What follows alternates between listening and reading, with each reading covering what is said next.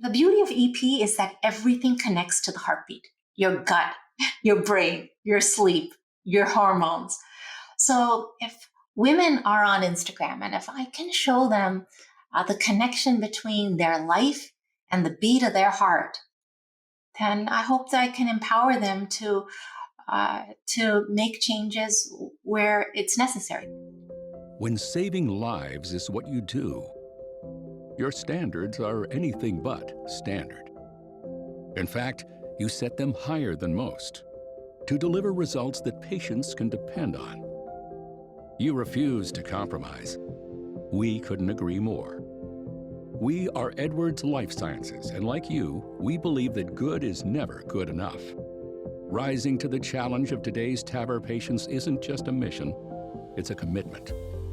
And because you set a higher standard, we set our sights on meeting you there. Welcome to the higher standard, your standard. Learn more at edwardstavr.com.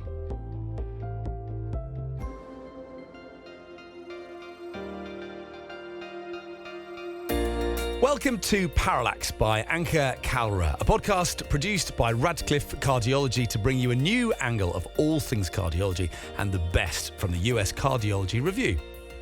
Published every second Monday, Ankur Kalra, MD, interventional cardiologist at the Cleveland Clinic in Ohio, USA, speaks with legendary cardiologists, reviews late-breaking trials, and interviews authors of our latest and best US Cardiology Review articles. We call them #audio articles.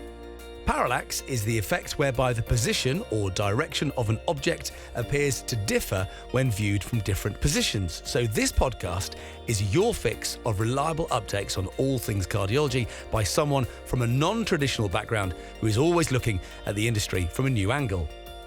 Now, here's your host, Ankur Kalra, MD. This is another episode of Parallax, and I believe is going to be an interesting episode. Because we have on the show someone who I believe is extremely talented and, has just an incredible gift of how she disseminates medical education, not only related to cardiovascular medicine or cardiac electrophysiology. She happens to be a clinical cardiac electrophysiologist, and I'm going to introduce her formally. But, also I've been following her on Instagram. I don't know how I was led to her account, but she has quite the following on Instagram. And, I have learned so much following her posts online, just because they're so elaborate and they're so detailed and they're, extremely well done, in terms of, simplifying and explaining complex medical concepts, which, may be complex to an interventional cardiologist or a cardiac electrophysiologist. But, I think she does an incredible job in breaking down and synthesizing the literature and presenting that to us so that we can sort of digest those nuggets. So with that, we have Dr. Hafiza Khan on the show. Hafiza, thank you so much for making the time. Dr. Khan is a clinical cardiac electrophysiologist, like I said, in the Baylor Scott and White system in Dallas. And, as we're going to find out, she has a passion for medical education. And, I would encourage the listeners to start following her on Instagram. And without much further ado, Hafiza, welcome on the show. Thank you so much, Ankur. So I think you started following me because I quoted one of your studies on Takotsubo's or heartbreak, broken heart syndrome. And maybe your sister-in-law or your sister follows me on Instagram, and she messaged me, and the next thing you know, she must have tagged you. So I microblog on Instagram as heart.beat doctor. So heart.beat.doctor. And I've been microblogging, as I call it, for almost 18 months now. And it's been a fun educational experience. For most EPs and cardiology, social media is really Twitter. It's where we communicate with each other and disseminate ideas.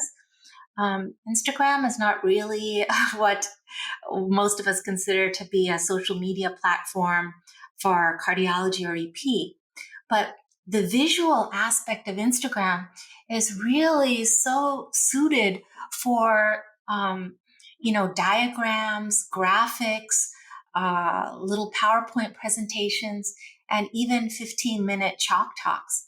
So a social media forum that can be used to sell clothing or travel, or can also be used to create interesting visuals that can educate. Excellent. No, I agree with you. I've just been blown away with the kind of content that you've produced, through your Instagram handle. And, I will probably delve more into it, because you use, intricate, thanks for also introducing the word microblogging, to me. But what I was saying was that you use these intricate graphics, that make each of the Instagram slides very interactive, from a multimedia perspective. And then it's also very engaging. It's also very easy to understand. It's very digestible. We were just talking off the line, and I was telling you how much I've learned about, COVID-19 and the COVID-19 vaccines and everything that's happening with the variants. And you've sort of become my, go-to Instagram handle for learning everything that's happening in the COVID-19 world. I obviously have been involved with COVID-19 research at the Cleveland Clinic, but, your handle has, quite frankly been, on the cutting edge of COVID-19 research. So kudos to you for investing time to sort of develop that content for cardiologists. I don't know what your following is like, but I'm sure there are physicians and, allied healthcare professionals and healthcare providers from other fields in medicine. Thank you so much. Yes, I'm hoping I'm probably going to hit 50,000 followers tomorrow, which is nice for me because it's the beginning of Heart Month. And so I think the thing is people of all educational levels want knowledge from their doctor, not from a wellness expert, naturopath. They want medical information, but they want it from somebody that they trust. So the thing with Instagram is that they have to trust me before they trust the education. So there are so many ways for me to connect with people. There's the stories feature. So where I give them a little snippets of my life, because who am I? Why should they trust me? Who am I? Maybe I'm just for big pharma shrill or something like that, what we physicians are accused of. So it's awkward, but they want to know who I am. Once they have scoped me out as a person whom is trustworthy, they then will look at the post, and I need to condense the content into something that's visually appealing and quick to understand, because everybody is busy scrolling. So that those two things are challenges. Some people like a little bit more in-depth chalk talk. So the IGTV allows me to have a 15 minutes on a Post-it pad. So I think that pseudoscience, supplements, all of these things, pseudoscience supplements, hoaxes about vaccines and masks. As we were talking about, this is just a hobby, which is why I don't use my real name, because I have no ulterior motive to drive patients to my practice, which is already full. Okay. And I turn down, little freebies or giveaways.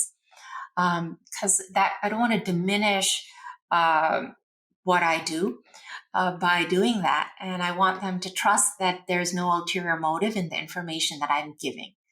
So it advances my career zip. But I have graduated from medical school in 1992. So this is the 28th year of being a physician. I've been a board certified cardiologist for 21 years and a board certified EP for 20. So at this point in my career, I use Twitter to communicate with my colleagues, but I am now thinking, what can I give back? How can I give back? I'm not at a program that until this year had a teaching program, and I love to teach. So, what is my legacy going to be? How can I reach more people than I do in my practice? Uh, Even a single one of my posts reaches 10,000 people, 50,000 followers. Uh, so, it's a powerful way for me to give back in gratitude. Not everything in life has to have a quid pro quo, that there's no ulterior motive. I don't advance my career, I don't make money, but there comes a point, and I'm transitioning from mid-career to, I don't know what late career is, the sunset phase. And I'm starting to think in terms of what's my legacy going to be as a physician in practice who doesn't have fellows. And so this is my outlook, and it's really been a joy for me. No, that's so. First off, thank you for sharing what the motivation is. I mean, for anyone who follows you and follows the feed, it is not hard for people to discern that the motivation is nothing but, a very pure, altruistic emotion of yours that comes out, through your Instagram feed, and that is you just want to educate. And I've been a firm believer of this notion, and I'm sure I don't know if you've subscribed to the podcast Cardio Nerds. It is a podcast that is produced by I mean they're fantastic and phenomenal, and they're the podcast series is produced by one of our fellows at the Cleveland Clinic, along with his colleague at Johns Hopkins. But like what they say about democratizing medical education, I have been a firm believer in this. I shouldn't really call it a principle, but it's maybe it is a principle, or if lack for lack of a better word, and that is that if you truly want to give something to the world, the seekers will come to you, the seekers will find you, and trust me, there are seekers all over the planet, and what you've done and continue to do is just a beautiful example of what I just shared with the listenership.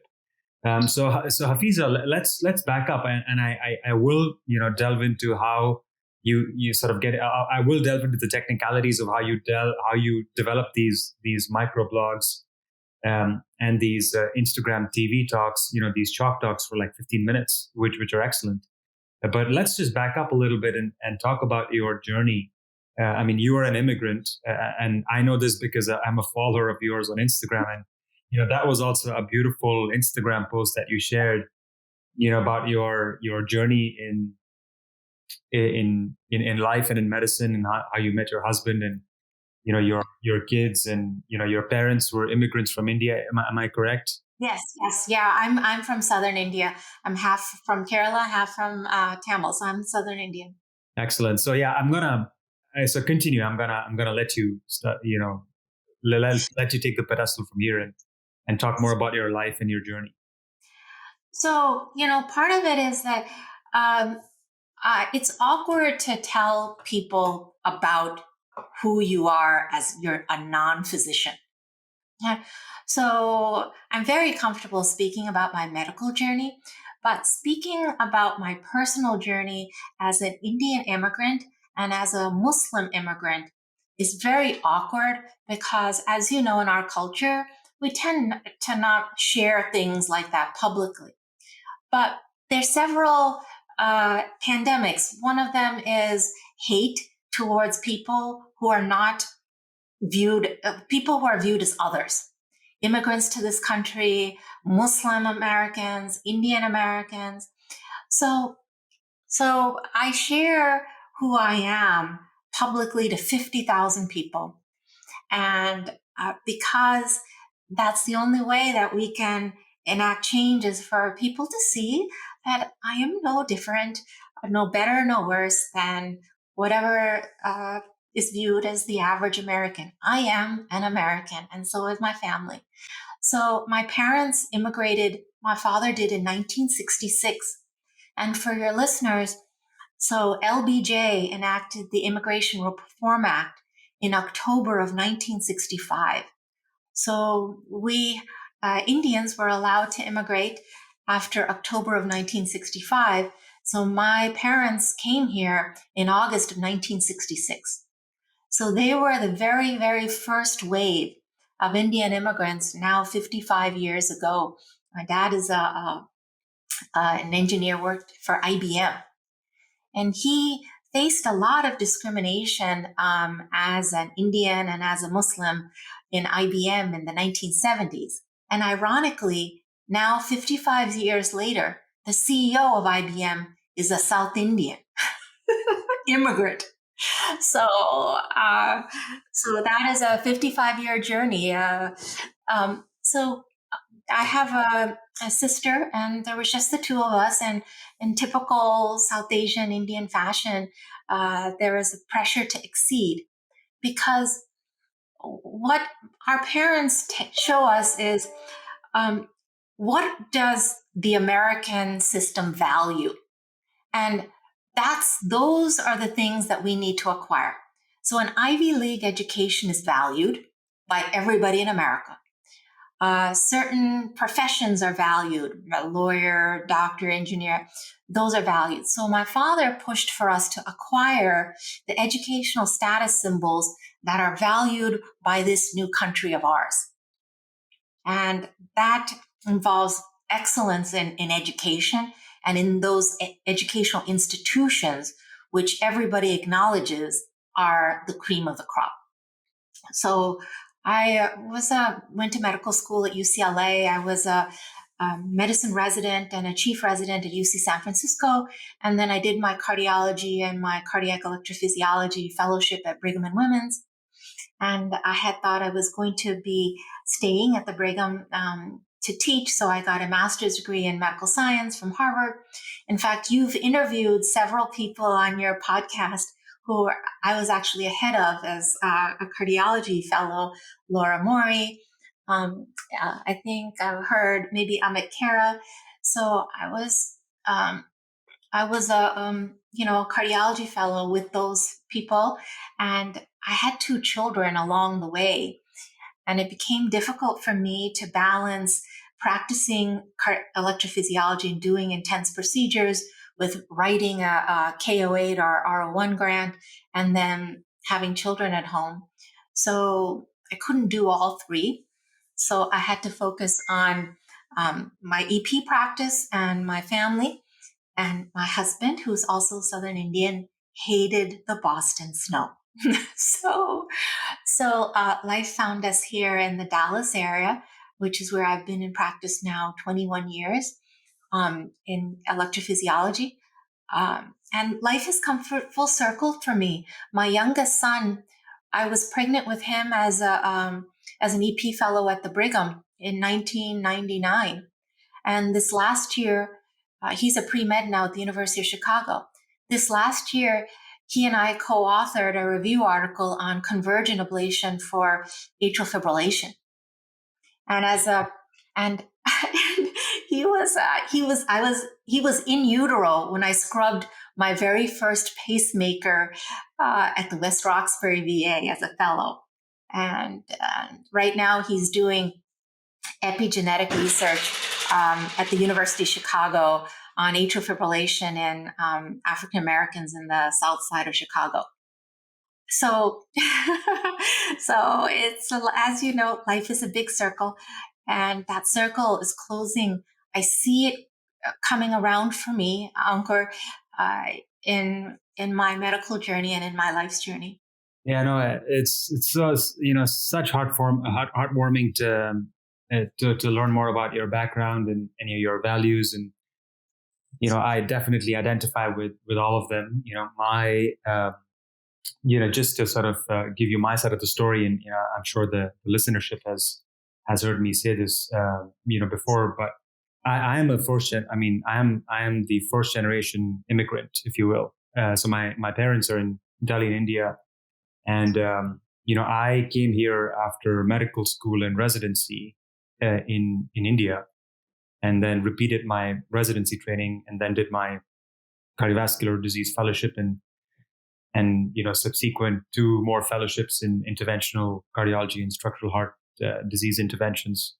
The very last fellowship was actually in Houston at the Methodist DeBakey Heart and Vascular Center, and my interventional fellowship was actually just across the street from where you did yours at the Bethesda Deaconess Medical Center in Boston. I completely relate. I was when you were telling me about the value system that our parents inculcate in us, and that is the importance in our households, the Asian Indian households, for education and for for striving for excellence and for shooting for the stars and aiming to be at these top medical centers and these academic institutions for training. It was very relatable to me. So thank you for sharing that aspect, and congratulations to your family.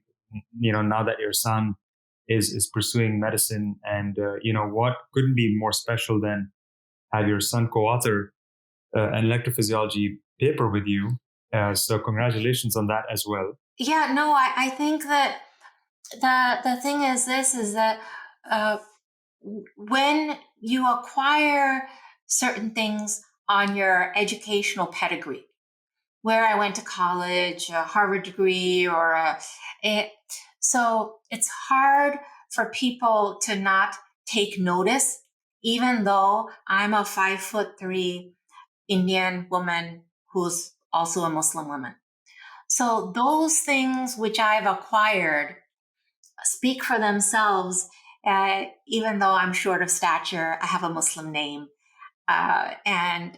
Because those are symbols of excellence that are universally accepted in this wonderful country of ours, that I've acquired because my father taught me that excellence can never be ignored. That is such a beautiful sentence, to sort of put in quotes and frame it on the wall, right?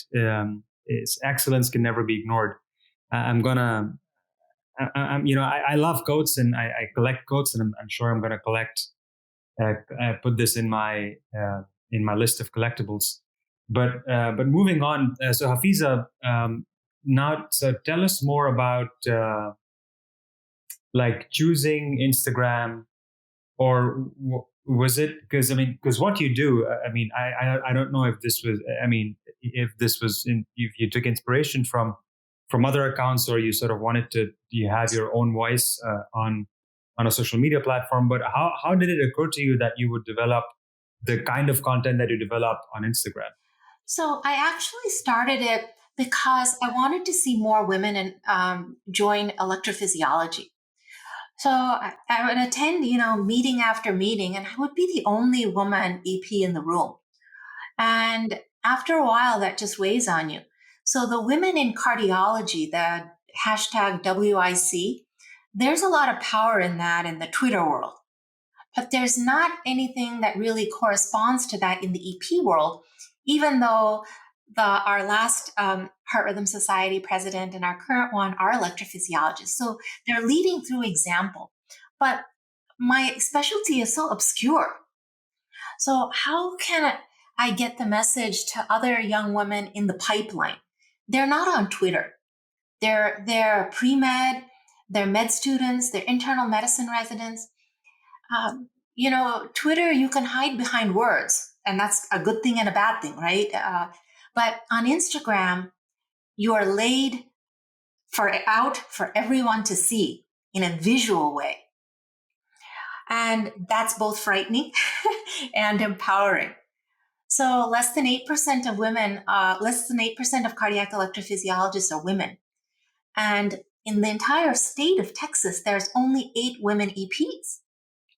Well, So the pre-meds of this world, the high school students of this world, the med students, they are not on Twitter. So where are those young millennial and Gen Z women? They're on Instagram. So that was the platform that I had to be on to show young people, young women, that my specialty exists, that my specialty is wonderful, and that I am nothing special in terms of what other women can do. They can have children and a marriage and be an EP and work full time and be happy, fulfilled, and not burnt out. So I chose Instagram because that demographic is the message that I wanted to give. Is that's the social media demographic that those people are on. Your mission is very inspiring, and it's also very clear. You've the steps that you've taken to fulfill that mission are also,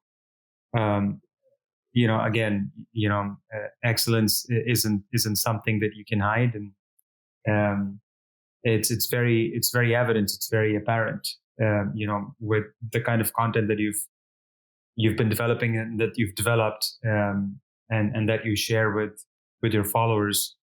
So 50,000 followers. Wow, that's an incredible number. And congratulations on that. What percentage of those followers are the audience that you wished for when you started your account? With the purpose that you did. Yeah, so it gives you some interesting analytics there. So 65% of my followers are women, and the number one age group is actually between the ages of 20 and 30. My second largest age group is late teens to mid 20s.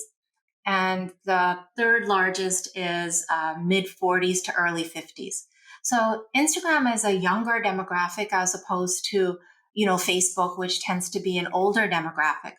Also, Instagram is more women, and just because there's a visual aspect to that. But as I've continued my microblog, so my intent was to reach young women, to show them my specialty and show them that they could be a woman not only in cardiology, but in procedure-based cardiology. I then have evolved because there's only 8 women EPs in Texas, okay? And so there's 5 of us in the Dallas area. So every woman with menopausal PVCs, palpitations, POTS syndrome, orthostatic hypotension was ending up in my practice.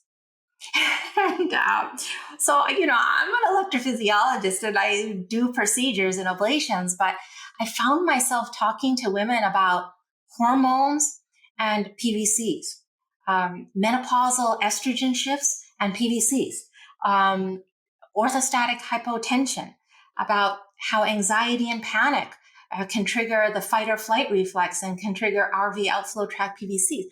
So this message about, the skip and the thump and the palpitation and the heart racing. So they go to their primary care doctor, who sends them to a cardiologist who does a Holter and does a stress test and an echo and who knows other things. And sometimes a 30-day monitor, and the 30-day monitor will pick up, 1% PVCs, and then they're told, well, this is all good. Go see me. So they're not sure what's happening but the buck has to stop with me, Ankur.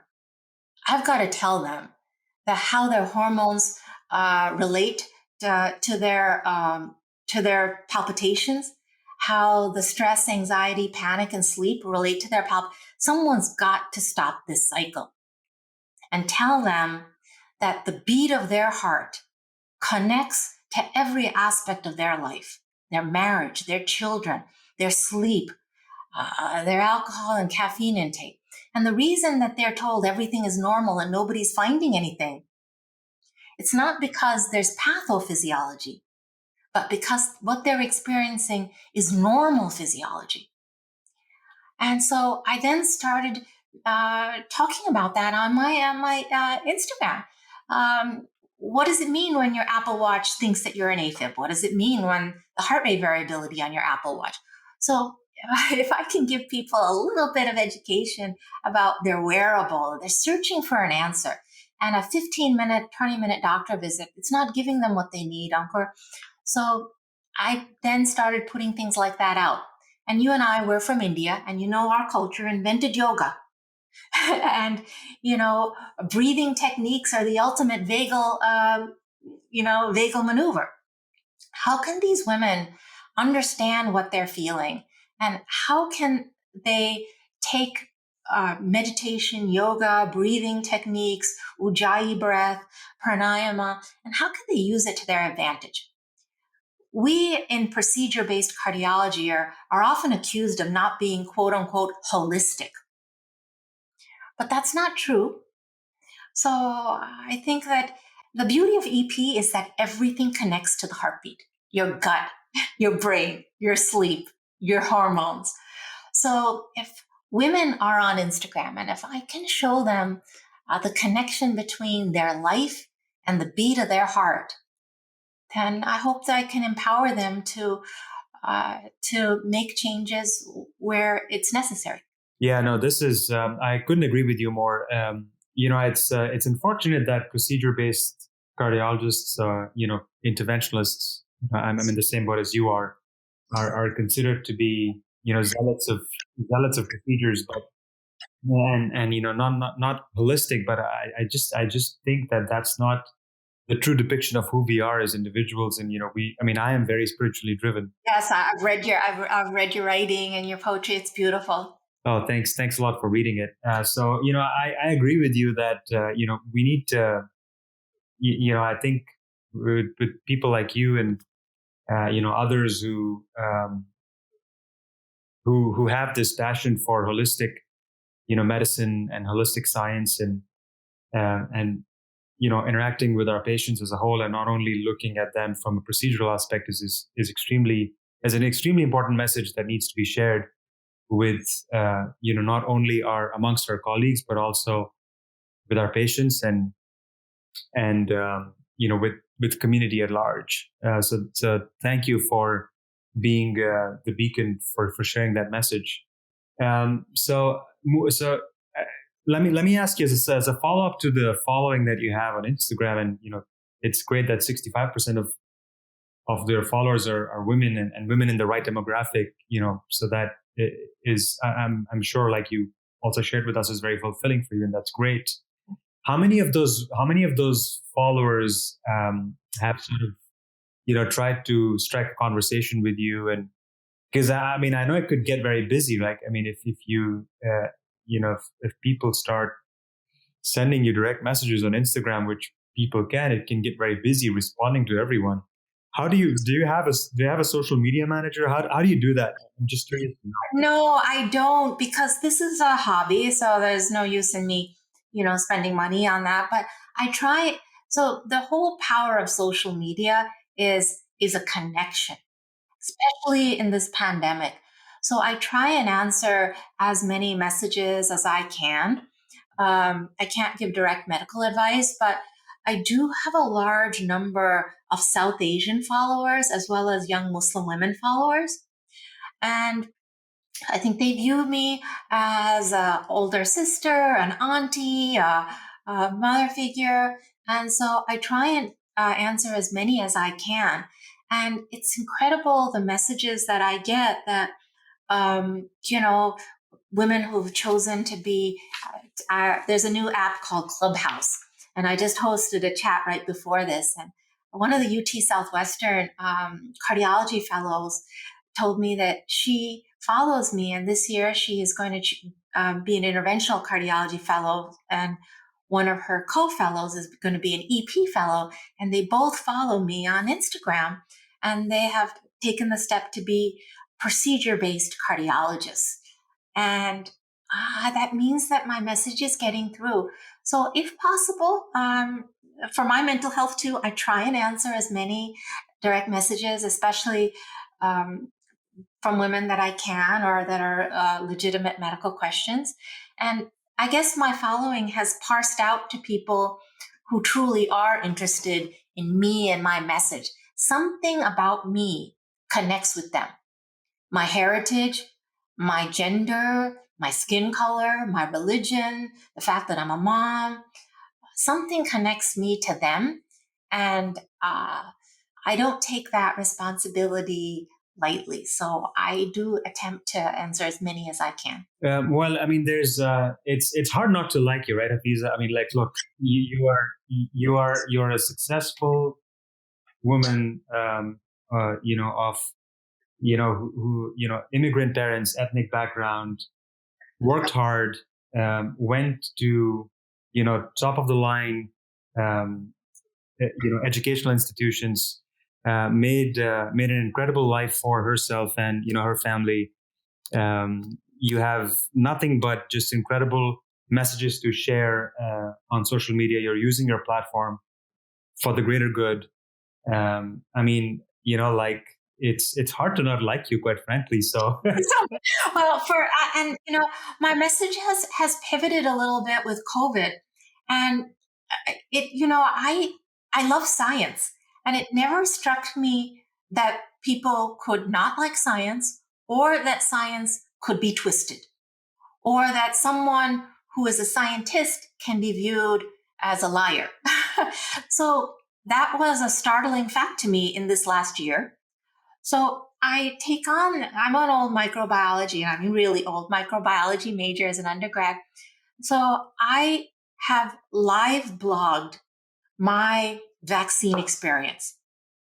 So last 8 days ago, I got my second Moderna shot, and I live blogged the entire thing, including my reactogenicity, which was a temp of 104. So Ankur, 15,000 people tuned in to my Instagram stories, minute by minute, as my temperature was rising, as I took a Tylenol, as I was telling them how I felt and my experience. That's 15,000 people. Me in my bathrobe, in my bed, blogging that my eyeballs were on fire because it was so hot. Then I took my mother to her first vaccine appointment at at Parkland last week, and another 12,000 people watched me and my mother walk in and my mother to get her vaccine dose. I spent that night at my mom's house because I wasn't sure, it's her first dose, so probably she wouldn't have much of a reaction, but I spent the night with her because, she's my mom and I love her. 18,000 people watched my stories of my mom and I that night and how she did with her vaccine experiment. 18,000 people. yeah, so that's powerful, right? I mean, like when you It's the confidence, right? That look, this doctor loves her mother and she took her mother to get vaccinated. Yeah, I mean, I was so this is incredible, right? Because like we go to these. I mean, you go to these. You go to your electrophysiology meetings. I go to my interventional cardiology meetings. I mean, those numbers are the kinds of numbers you would not even the major medical conferences would have, right? I mean, our way out of this pandemic is to give people confidence in these two incredible vaccines that we've been given. I agree with you. So they know that, look, I'm not I'm a highly educated person and I love my mother and my children. And see this doctor on Instagram, she's smart, and she took her mom to get vaccinated. And this doctor on Instagram, she loves her two sons and she speaks about them all the time. And she took her sons to get vaccinated. So it must be safe, right? So the personal connection is an art, both in the healing aspect of medicine, but also in science communication. Yes, and I mean, kudos to people like you and Danielle Bellardo. Danielle has been a guest of ours. Oh, she's phenomenal. Yeah. Yeah, so I mean, like people like you and her. I mean, I've told her that I'm a huge fan of what she does with her platform as well.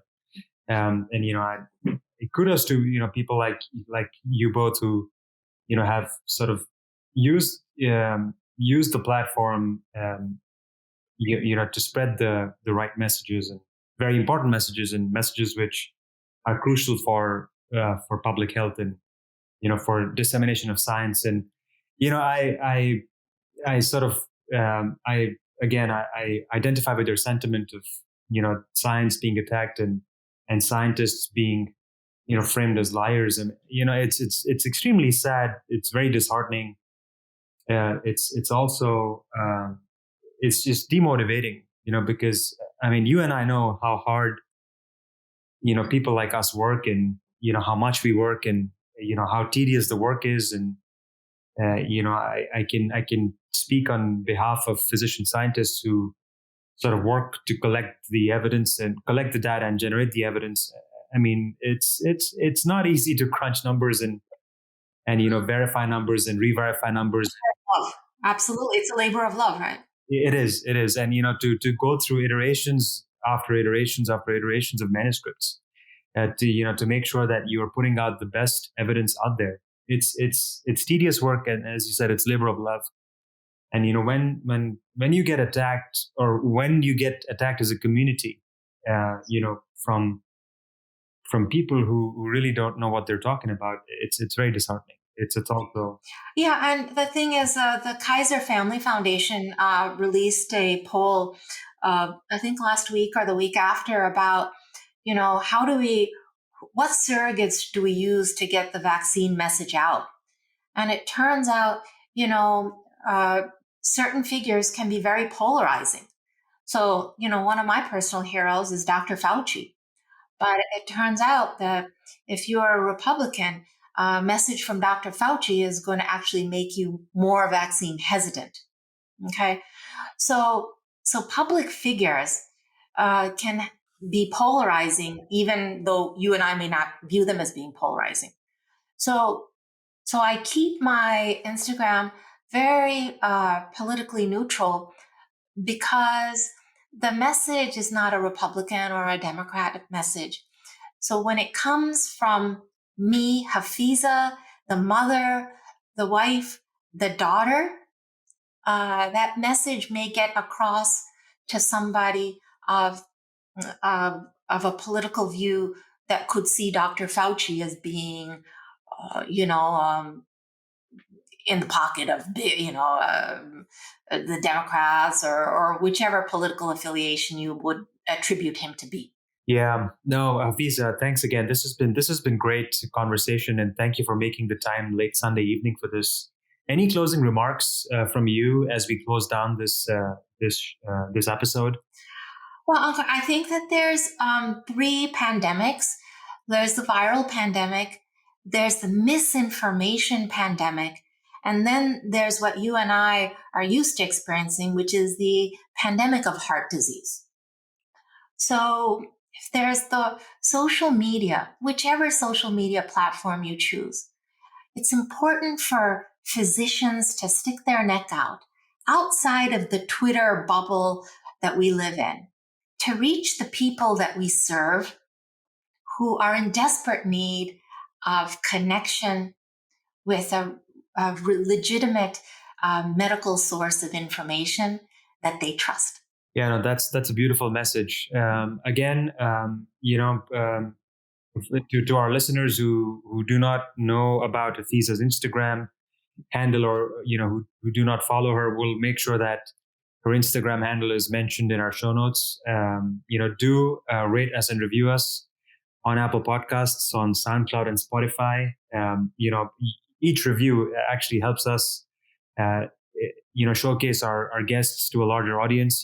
People like Hafiza Khan, who's Dr. Hafiza Khan, who's doing incredible work, through her social media, and also is a busy clinician and a clinical cardiac electrophysiologist.